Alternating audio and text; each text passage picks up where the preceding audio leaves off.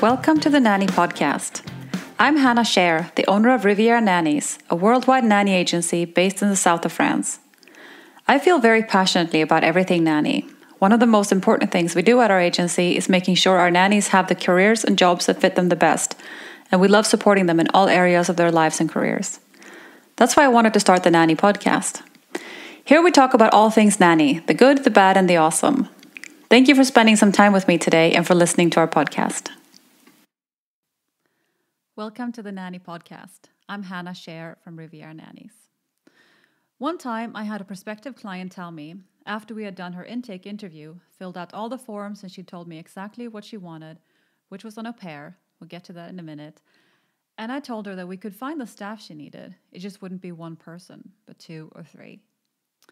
We've talked about what au pairs are before. They are a cultural exchange program, not a professional doing a job. So while at first it seemed to this family that what they wanted and needed was an au pair, their kids were at school during the day and the parents travel a lot and work out of the area where they live, when the list of duties and the schedule arrived, I wasn't sure what to answer except no, that's not an au pair. That's a part-time nanny, a cook, and a housekeeper. Without going into too much detail about what they wanted, let's just say that the cleaning duties went far past the kid-related cleanup and meal prep. When the kids were in school all day, they wanted the house deep cleaned, dinner prepared for the whole family, groceries shopped for, laundry done for the whole family, the husband's shirts ironed, and before leaving in the evening, the lunches for the next day prepared for the parents.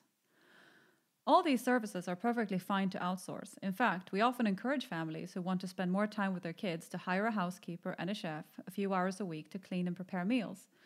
But for an au pair who would take care of the kids in the afternoon after they came home from school and do everything with them until the parents came home from work, the workload during the day was unacceptable. I think in their case, if it was just for the childcare, an au pair might have been fine because they were away a lot and needed the flexibility, and the kids were old enough and it wouldn't be a client for us since we don't place au pairs. An au pair could do some of the kids' laundry and clean up, and feed them when the parents are not there, but not clean the house, cook for the whole family, and do all the laundry. When I tried to politely explain the different roles she was looking for, she got really upset and asked me why we should pay for a cleaner when we already paid for the au pair. By the way, she wanted to pay the au pair 100 euros per week, plus room and board. My question then is, why should I pay for gas when I paid for groceries? Why should I pay for shoes when I paid for face cream? Why should I pay for a handbag when I paid for a hotel room? You get the gist. They're different things.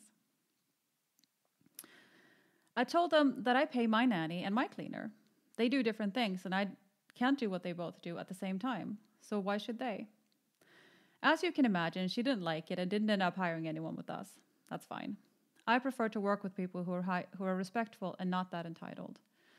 The thing I wonder in situations like this is if the family thinks about how it would be if the situation was the opposite. Would they take the job they were offering? Why would they, or why would they not? What are you offering that benefits the other person except money? In which case, as soon as something with more money comes along, they'll take that. I think it's always important to try to see what you're offering from at least 2 perspectives, both as a nanny, taking a new job, and a family hiring someone to take care of your kids. Know what you offer and why that is valued by the other person. Thank you so much for spending some time with me today. Let us know what you want us to talk about. Email us at hello@rivieranannies.fr and put podcast in the subject line. See you next time. This episode is brought to you by Riviera Nannies.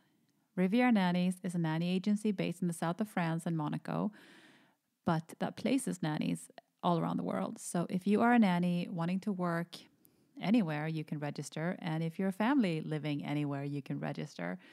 And it's really an agency that listens a lot to the families, that there's no algorithm. It's all very personalized service. And for the nannies, they offer really great support. So if you are having any kind of issues and, need career advice or whatnot, it's a great, friendly, kind agency. So if you want to get in touch, please email hello@rivieranannies.fr. Thank you so much for listening to our podcast today and spending time with me. I want to know what you want to hear about.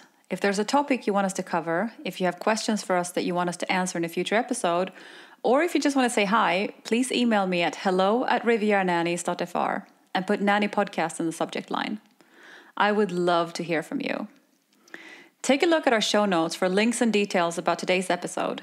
If you're listening in iTunes, you click on the artwork and the notes should come up. Otherwise, they're always on our website, thenannypodcast.com.